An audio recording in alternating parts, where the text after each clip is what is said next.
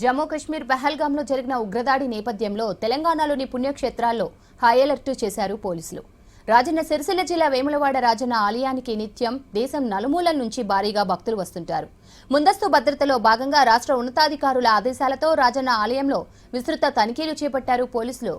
Metal డిటెక్టర్తో ప్రతి భక్తుడిని క్షుణ్ణంగా పరిశీలిస్తున్నారు ఎస్పీఎఫ్ సిబ్బంది. సీసీ కెమెరాలతో ప్రత్యేక పర్యవేక్షణ చేస్తున్నారు. అనుమానిత వ్యక్తులు కనబడితే సమాచారం ఇవ్వాలని సూచించారు పోలీసులు.